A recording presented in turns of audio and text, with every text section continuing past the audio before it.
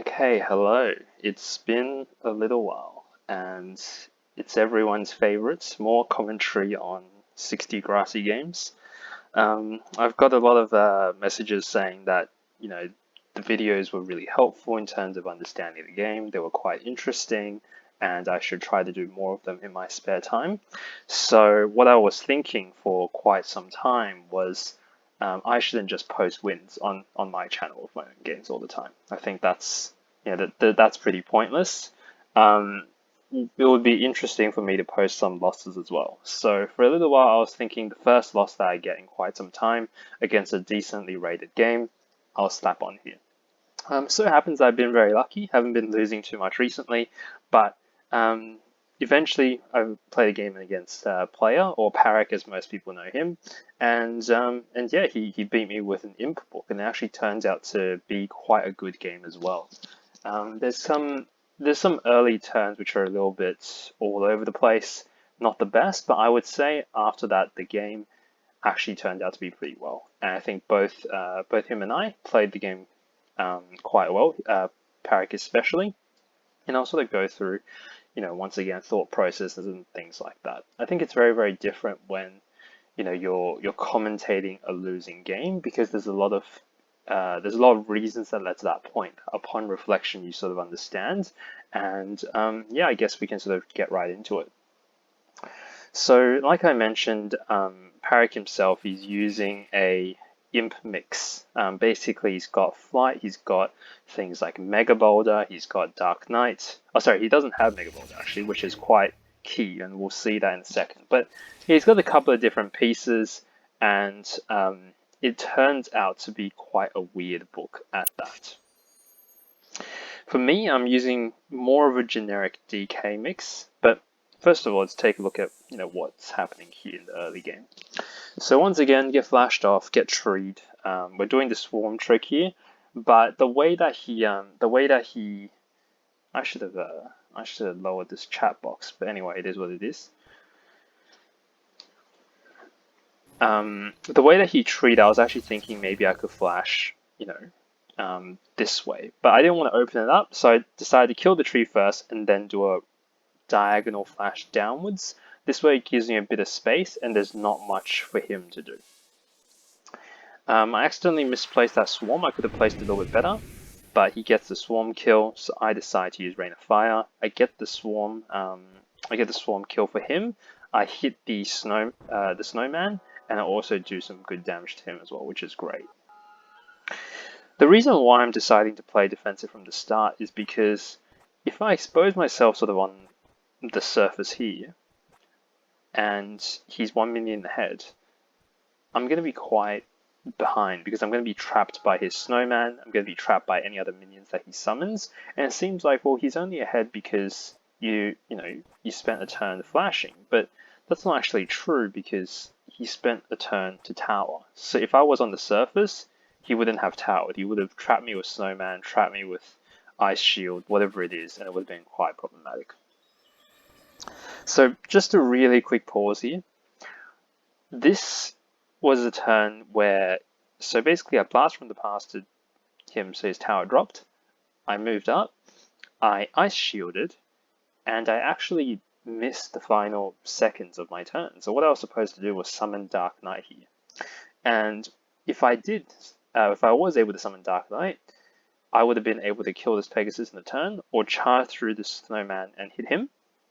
Basically, that would have been a lot of pressure on the top side of the board that is now missing because I basically did half a turn, and with this ice shield, I actually trapped myself inside, and the Pegasus can freely move around. So if the Dark Knight was here, it would have trapped the Pegasus, it would have applied pressure, it would have secured the top side of the map, and this is one of two key turns in the early game that basically makes me lose the early game, which we'll see in a second. So Parry gets out here, moves the Pegasus away. So at this point, you got to remember I'm going second, and I'm basically one turn down. Like I basically just queued a turn, yeah. He throws out the mud ball here. Now in my mind, as soon as I see this mud ball, I think, okay, he's got Mega Boulder. But what's really interesting is that he actually doesn't, and we'll see how that comes into play later as well. So I think he runs this book with just Mudball, and he uses Mudball for control, and doesn't actually end up using the Mega Boulder. And it helps him a lot later. That I guess it's a small mind game that he does, and it makes a big difference. So anyway, I decided not to stay on the surface for the same reasons as I did before. I've got better control over this piece of terrain here because I've got Pegasus and he's got 2 minions up there. So I developed the Swarm. I'm hoping I can somehow get control back over the top of the board with Swarm, but we'll see.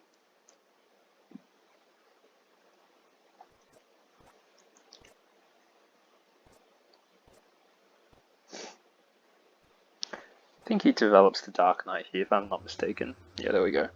So I tried to do the same thing. I tried to keep the Swarm here, but I accidentally hit my Pegasus with it. I was hoping to keep it here so that his Dark Knight can't simply charge down. This is a bit of an unfortunate turn. So what I was hoping to do was I wanted to block up, this specific location. So you can't blast from the past, bring the DK in and just kill me in one shot. So, but obviously the Pegasus got stunned, so I had to block it with something, meaning I have to sacrifice my Swarm. I was thinking his Dark Knight could charge down here, but it would probably leave my DK on like 5 or 10 health. That's what I was hoping for. Turns out that that's not quite what happens. It does end up killing my DK, kills my Swarm, it does a good chunk of damage to my Pegasus, so it's a bit of a disaster. But at this point in time, it's still pretty controllable, everything's still quite good. And the reason why, I did this play is because I know his Dark Knight can't actually reach me.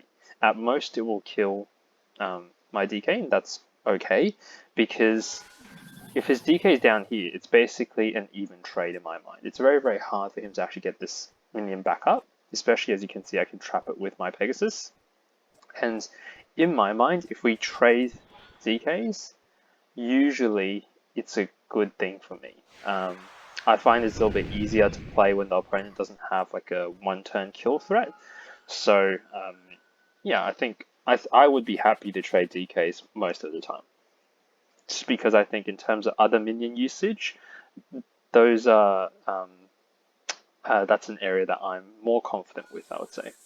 Now this here is the second turn, which is an absolute disaster. So I get a little bit greedy here. I'm thinking, okay, if you really look at this trajectory, if you put a ruler right between myself and the Swarm, it's a bit of a straight line, and it's pretty close. So I think, well, if I chuck a Drain Bolt, I can probably hit the Swarm. I can heal off the Pegasus, which would be great, and yeah, I can save myself from using a Blast from the Past to do that, which would be awesome. So I get greedy for one Blast from the Past. There was actually an alternate line of playing which would have also been great, and that is I had Rain of Fire. So I could have Rain of Fire this, killed the Swarm, hit him, hit the Snowman, hit the Pegasus, but what you're about to see is basically the reason why I end up losing top. Yeah, so I missed the Drain Bolt, meaning I essentially skipped 2 turns in the early game, right? Going second. So that kind of tempo loss just makes me, it just screws me completely. So at this point in time, in my mind, I'm thinking, okay, you know what? There's no point of me, there's no point in me trying to fight top. I need to somehow store out this game. I could have BFTP'd here and walked out by myself, but I didn't find that to be a good line of play because what am I going to do with just, myself, right? I need minions, I need other ways in order to gain an advantage. So I would rather deflight him, kind of free my Pegasus, and go from there. So what Parik's doing here is he set the Swarm up on the right side to trap or to block off that location, sets the Pegasus on the other side to block off the left location, which is both great. And I decide to just come over here. Because the way that I position my Pegasus, there's no way for him, he just lost flight, so there's no way for him to get his Dark Knight or his Snowman over. If he really wanted to, he could charge his Dark Knight here, but it's still completely fine. I decided to trap off the Swarm just because I don't want to deal with that. I know if he were to free, it will take him quite some time, so that's good enough for me. But at this point in time, what I'm hoping for is leaning towards a draw, trying to somehow close out the game or get into a defensive position.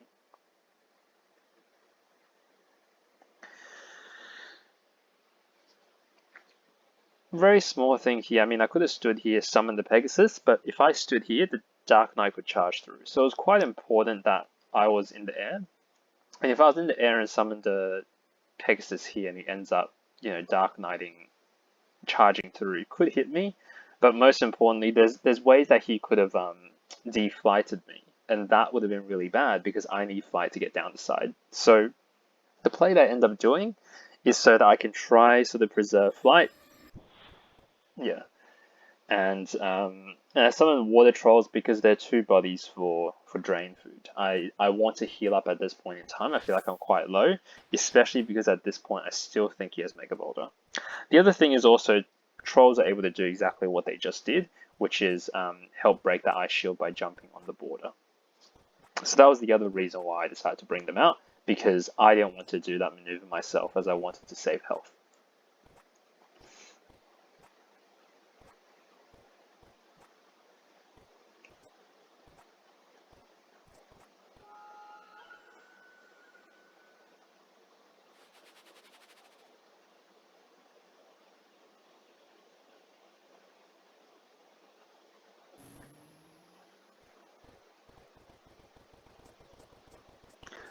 See, at this point in time, when he did this move, I was worried for a second because if he just flew up and Mega Boulder suicided me, I would have died, right? But he didn't do that. So at that point in time, I was thinking, okay, you know what? He doesn't have Mega Boulder.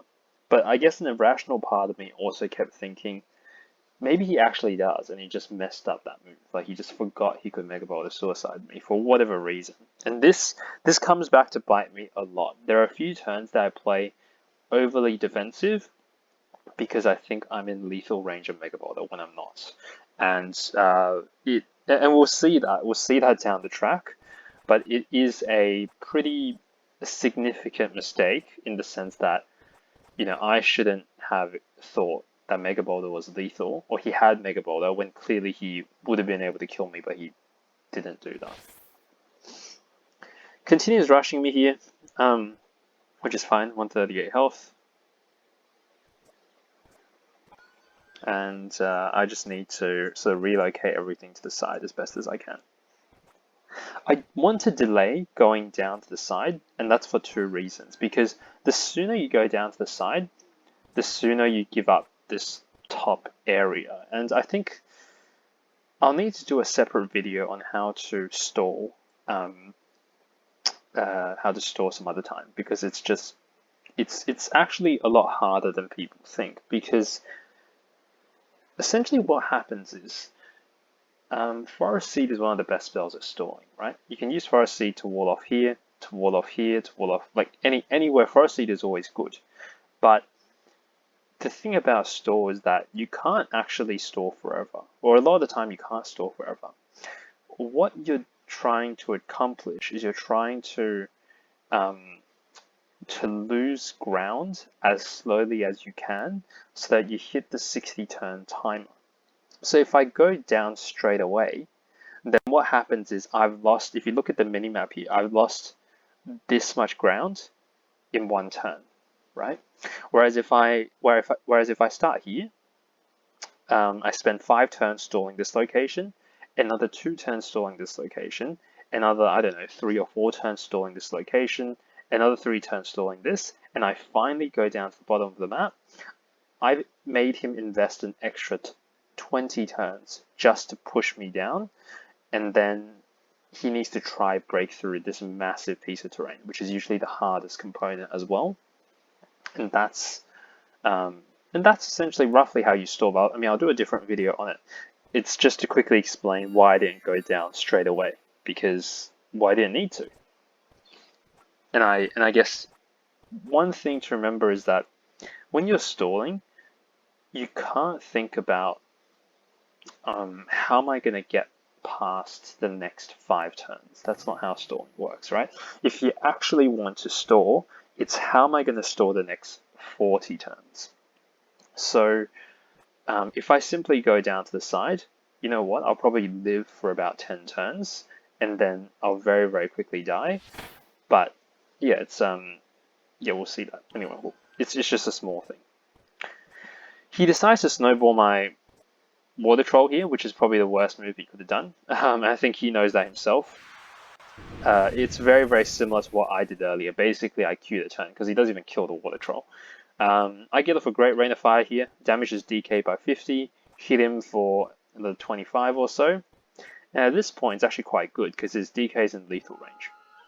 So if I can go over and somehow kill the DK without endangering myself, which to be honest I can do right now, but because remember that I made this irrational assumption that he has Mega Boulder, I'm still freaked out and I'm scared to just go over and kill the DK. Because if I did that, I would have control back over top and this game would look very, very different.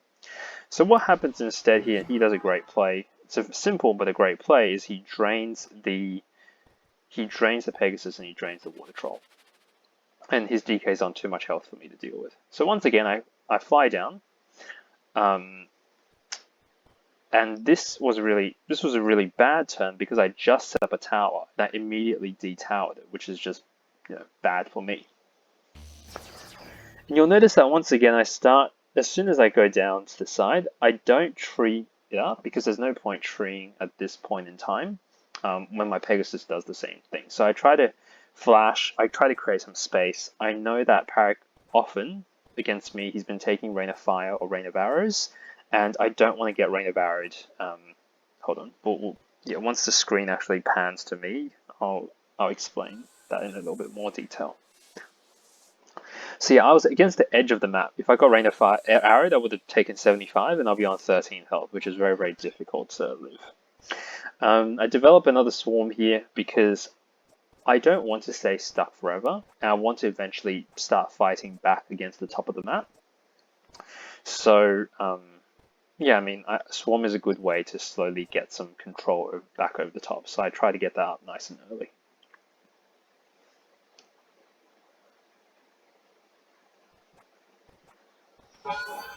Okay.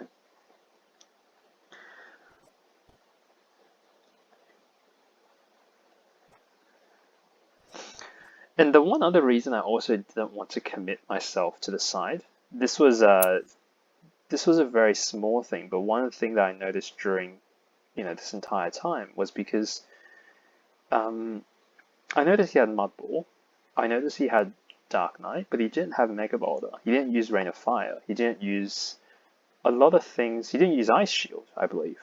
So in my mind, I'm thinking there's probably about 3 or 4 spell slots in his book that he hasn't revealed yet. And I didn't understand why he was taking so long to reveal any of those spells, because if he did, I would have probably died, right? But he didn't reveal them. So I was a little bit cautious. I was thinking maybe he has something to counter side hiding that he's not showing yet. Like if he had Pebbles here, why did he not Pebbles? And I was thinking maybe he has imps. It was a bit of a hunch that I had. So I was also very reluctant to do this tree. But in the end, I mean, I had to do the tree because I had no better move, basically. So I do end up treeing away. Like the risk of, I guess, versing imps versus something like that was just completely different. Of course, he also had his Dark Knight out. So the other thing I would say is, he would need to kill off his own Swarm. He would need to kill off his own Dark Knight, and he would need to, in order to even summon imps. But as you'll very quickly see, I actually do part of the work for him. I kill off the Swarm. So as soon as I do that, I realize my mistake because he jumps his Snowman off, he jumps his Dark Knight off the map, and he brings down imps. And I think this is a moment that anyone who has played against imps will sort of experience, is that moment where you're like, shit, right? They summon the imps and you're like, what on earth do I do? I'm on the side, I can't come back up. And well, to be honest, I probably could have come back up, but once again, I still thought he had Mega Boulder. So my plan now is how do I get back up top before the imps get way too big and just kill me in one turn, right? That's sort of my plan. And there's no way I can, I guess, surface from this area without a tower, without being in a tower. Because if I'm not, then the imps will blow me up. The protection shields I have won't be enough, and I'll just lose the game. So basically, once his turn is over, the idea for me is to heal up a little bit. I see that there's some space here, so I either flash through, which is probably the bad thing to do, or I can actually tower here. And if I tower here, it's safe, because if the imps blow up on me, it's protected by my tower's buffer, so I don't actually take direct damage. But at the same time, I want to be a little bit more healthy than what I am now. So that's why some of the water trolls, I drain all three, I go up to 128, and it's actually, you know, a good HP amount to beat. I would want to develop the second swarm before moving up to tower, because the way that you should think about it is, you know, your swarm cooldown is incredibly important. You'll see we're on turn 27. But anyway, your swarm cooldown is incredibly important, much more important than your tower cooldown. So you want to put your swarm on cooldown as soon as you can, so you can get another one up before setting up your tower. The other thing is, if I set up my tower without good enough minion control or minion support, I'm just going to lose anyway. So I needed to have something that would allow me to fight over the top side more so than just more so than just one swarm. The other thing is, I guess, usually, and the thing that I find really interesting about this game is most of the time, if you commit to a side hide like I did with this tree, and they drop imps, 9 out of 10 times, it's just a straight loss. What you'll come to find is that there's actually a chance we win this game later on, and we should have won the game. In fact, if I played every single move better. But there was a final misplay, which we'll get to eventually. But anyway, so the imps are quite healthy. I decided to put this water troll down here for two reasons. Because if he explodes this right now or flashes me, I would sink. And for those of you that don't know, if you sink while taking damage, so let's say your tower is 75 health and you take 100 damage, the excess damage is actually dealt to your player directly. So he's got like 130, 118 imps. So if he pops them on my tower and I sink, okay, I actually won't take that much damage, but I'll sink and then I would lose the game after. But yeah, that's just a small thing to note, because if you sink whilst taking damage, the excess damage is dealt to you. Summons a Forest Seed here because he wants to trap my swarms and the rest of my minions down there. So he's playing, you know, Parik's playing very, very patient here, and good on him as well. I develop another Pegasus to try and, you know, fight over the top, because I want to get some more space and basically some minions up top as well, because I currently have nothing.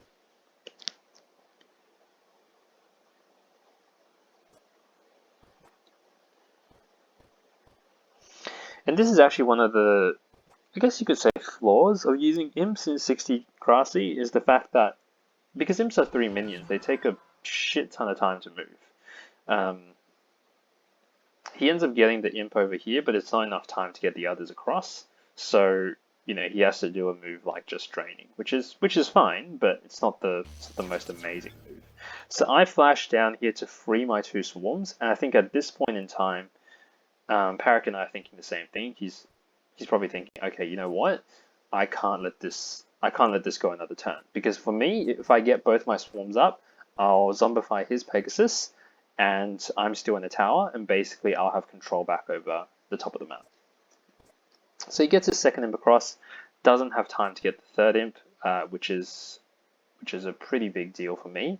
So, and he blows up this imp. And now this is quite good, because I get to bring up both my swarms and start chipping away, not just at him. I decide to chip away at the imp, because if you see my health, I'm on 128. I decided to deflight him, but the imp is on 118. So I'm like, that's pretty close to death, right? If I let that thing hit me. So I thought, you know what? let me start burning away the imp's HP, because that's the biggest threat on the board right now. Like, Parik himself, he can't really do anything. The imp is the bigger threat. I need to get rid of it. So that's what I begin to do.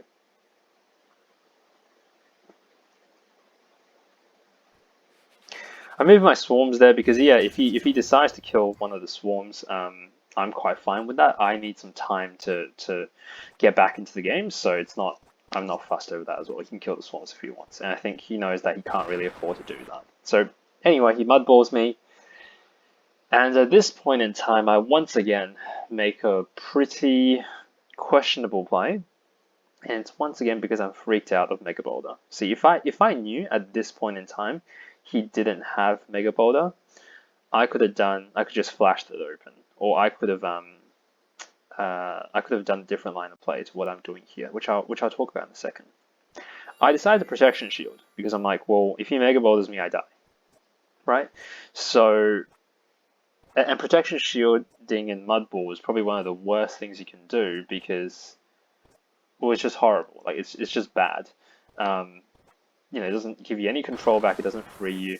Parik does a great play here, actually.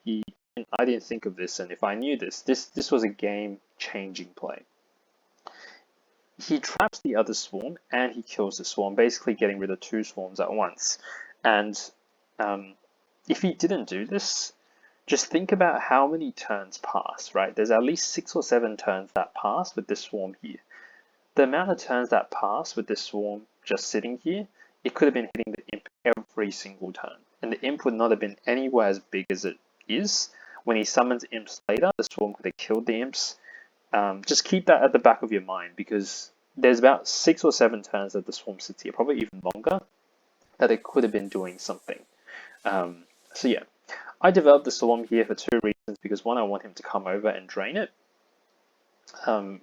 This is a 1-for-1 trade, so I don't have a tower yet, so I'm basically just stalling until I get my tower back. Or actually, I think I did have a tower, but I didn't want to tower up, because if I tower up, I'd immediately de-tower after, which kind of sucks. And what I instead try to do is I summon a Pegasus, and we'll see that in a second too. But yeah, the swarm doesn't fit. I summon the Pegasus with the intention to fly over and drain it free. So basically, it's 2 turns to get myself free, as opposed to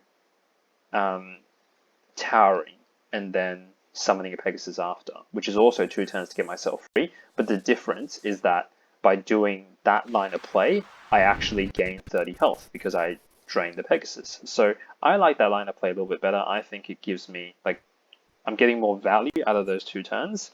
But anyway, he summons imps here, and you can see how if I had the swarm whittling away at the imp, it will probably be about 40 health now, which is not a threat at all. Or I could have killed some of the imps that he had here, which once again would have been a huge deal as well.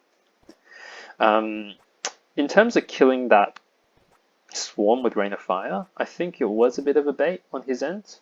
He tried to bait out the Rain of Fire so he could summon imps, and that was probably a misplay that I did, looking back on it. But he could have always sunk the swarm as well. But I think getting rid of my Rain of Fire was his priority so that he could develop imps again.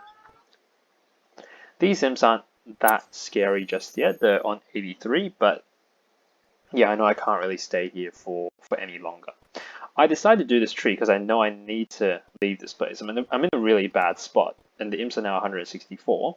I could fly back down, but I don't think that's a safe line of play.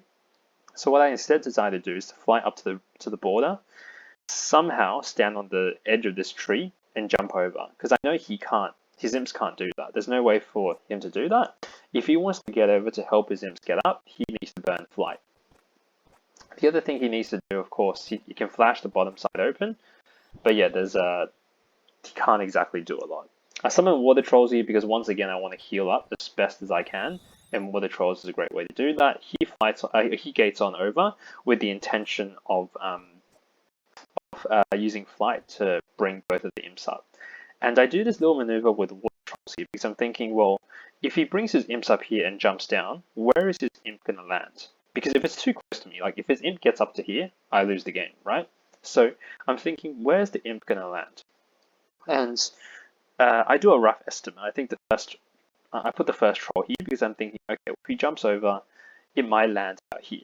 Or even if it doesn't, it's very difficult for him to just jump over. So I'm thinking, hopefully the water troll will block him. The second one is also almost a certain block, and you'll see that because there's no way to get over this water troll just by jumping. You'll definitely stun. Unfortunately, I don't have tower here, so I do have to protection shield, or I could have flashed it open or whatever, but I wanted to be on the safe side in case he somehow gets an imp over, and you'll see later that it's not a bad line to play.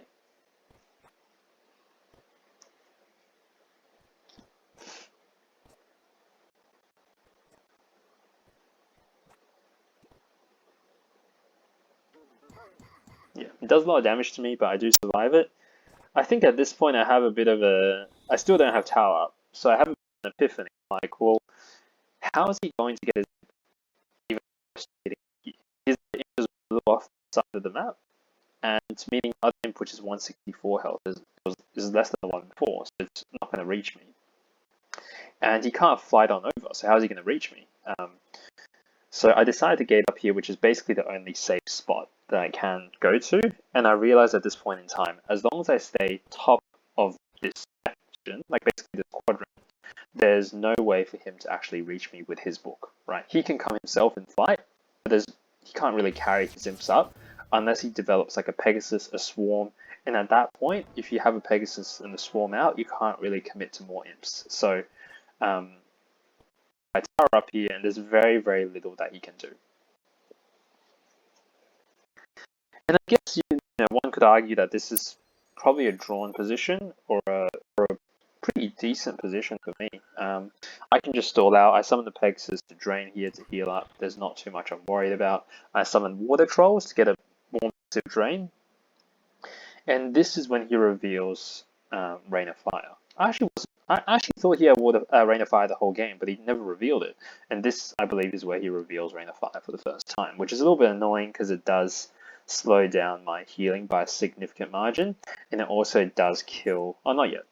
Soon that he reveals Rain of Fire. I just Rain of Fire him here. He summons the imps. He probably forgot I had Rain of Fire because it's been a little while. And this is a great, great turn for me. Basically, for the next 5 turns, he's got no threat. He's got that imp there, but there's not that much that he can do with that. So I'm pretty happy in my current position.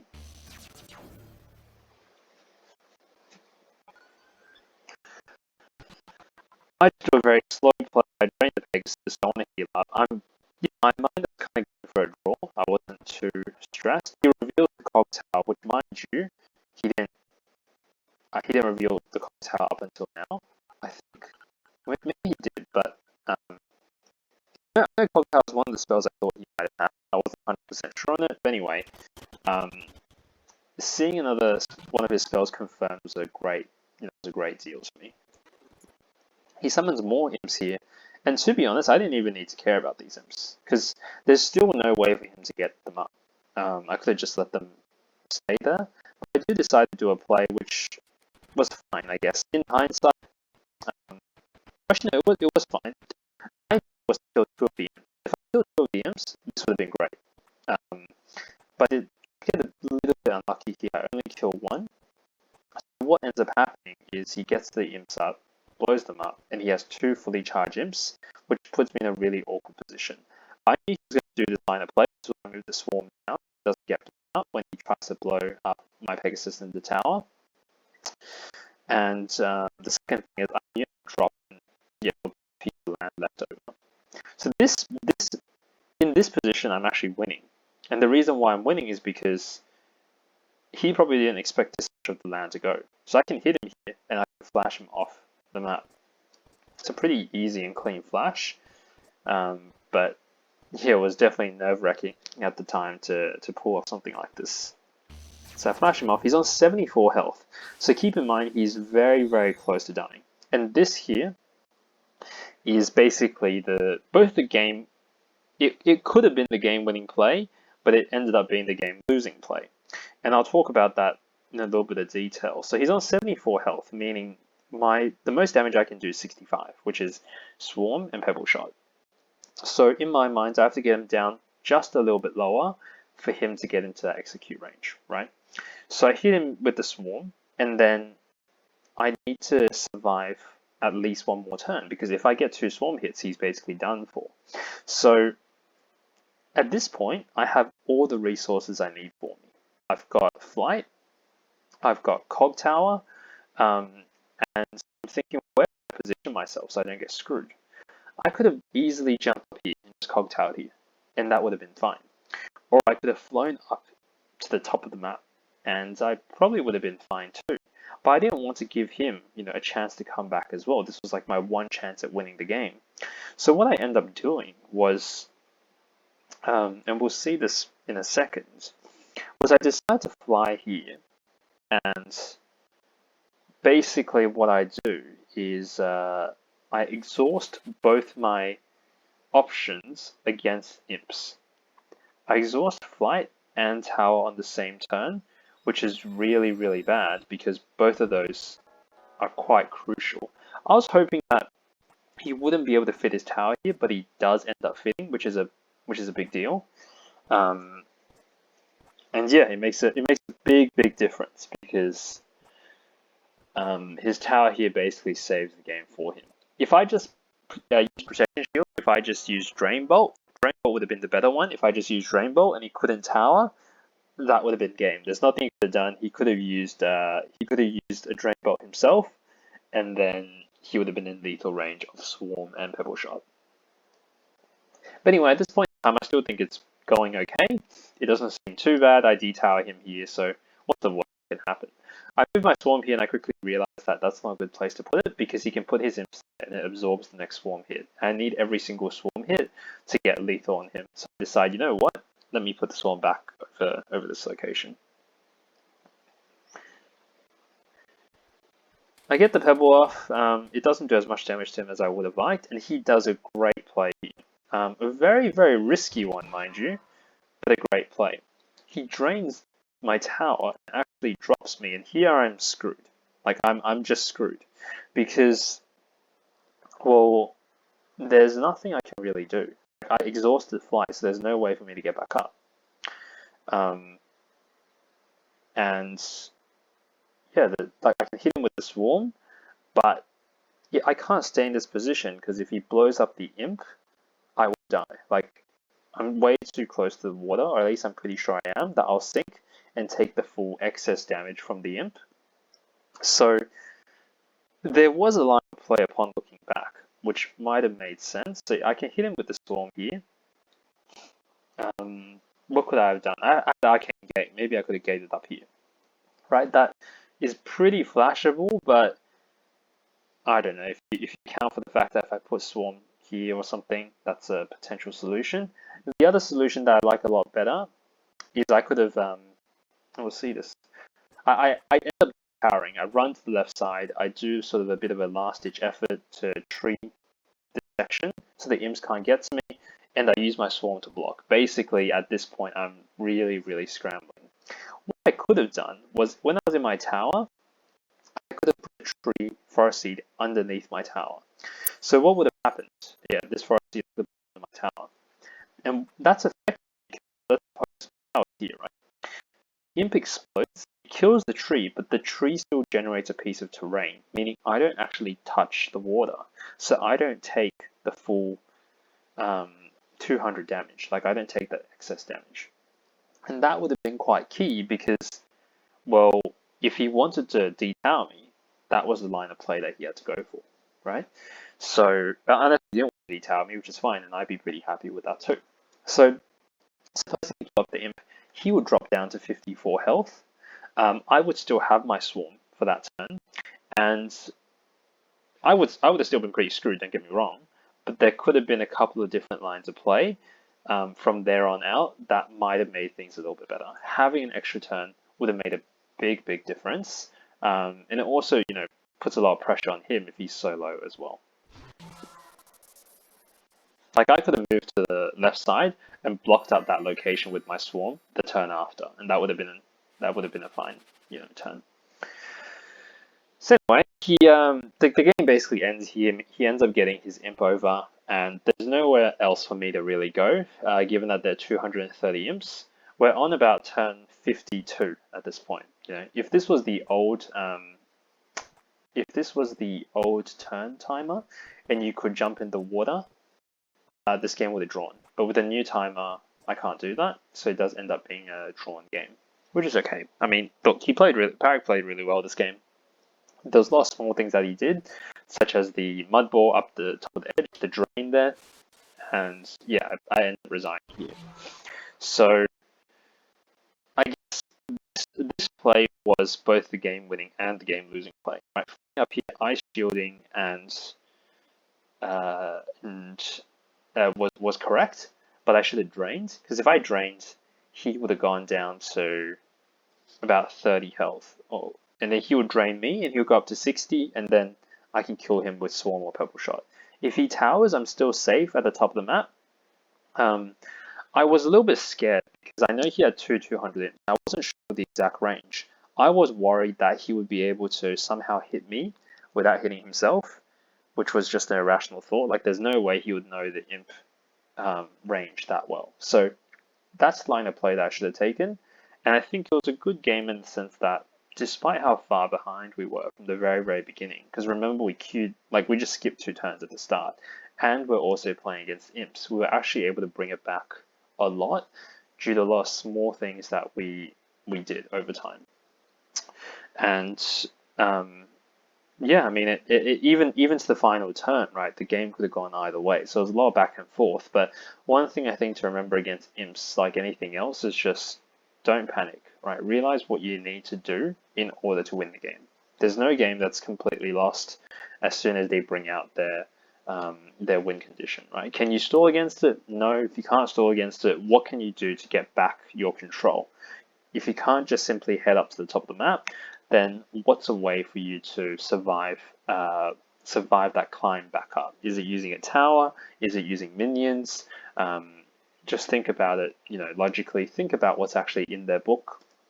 Like for me, I had this irrational fear of Mega Boulder the entire game, because I'm like, why would someone run Mud Ball without Mega Boulder? Because every single person that runs Mud Ball, at least in the past, has used Mega Boulder. So I had this irrational fear of it, even though I knew it couldn't be true. So yeah, I think if I knew that, I could have played a lot more aggressive, and this game would have looked entirely different. But anyway, that was the game. I hope that was interesting. It was Imps is a great spell in 60 Grassy, and I think Parag played really, really well with his book, forcing me to the side, basically making me waste Rain of Fire and then bringing out the imps. So yeah. Anyway, I'll try to upload another or more matches as they do come along. I know the next time Cryo beats me, I'll try to upload that game, as long as it's over 10 turns, right? I don't see much of a point of me uploading a 60 Grassy game that ends in the first 10 turns. Like, you guys, you can just spectate any game and you'll find that there's probably not much commentary. One of us probably did a stupid move, we died to DK, there's not much to say, but the next time Cryo beats me as well, I want to do an upload of that video too. But yeah, until then, hope you enjoyed it, and yeah, I'll see you next time.